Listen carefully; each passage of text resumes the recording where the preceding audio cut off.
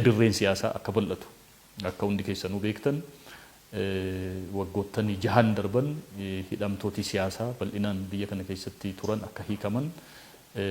miidiyaan namni bilisummaan yaaduu bilisummaan barreessuu bilisummaan dubbachuu namaa bal'inaan akka kabajamu gochuudhaaf tattaaffii guddaatu godhamaa ture gama kanaan injifannoowwan gurguddaan dhufaa turanii.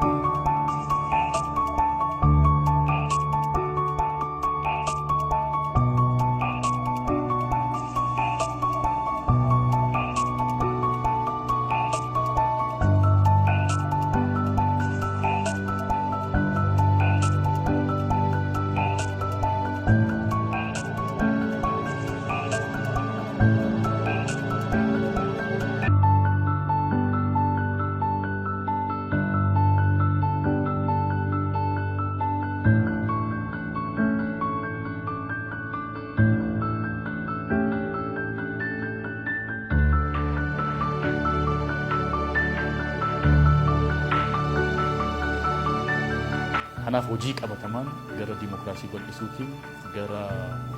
namni bilisummaadhaan akka yaadu gochuudhaaf bilisummaan miidiyaa akka jiraatu gochuudhaaf dhaabbileen dimokiraasii kanneen akka dhaabbilee filannoo, boordii filannoo, koomishinii mirga namummaa akkasumas dhaabbileen dimokiraasii bal'isuudhaaf mirga sabaaf sablammootaa kabachiisuudhaaf hojjetan bal'inaan akka ijaaraman akka jabaatan of danda'anii akka deeman gochuudhaaf tattaaffiin godhame qabatamaadhaan paartichi hojii qabatamaa keessa jiraachuusaa hojii qabatamaa hojjetee injifannoo gurguddaa galmeessisaa jiraachuusaa qabatamaadhaan kan agarsiisee jechuudha.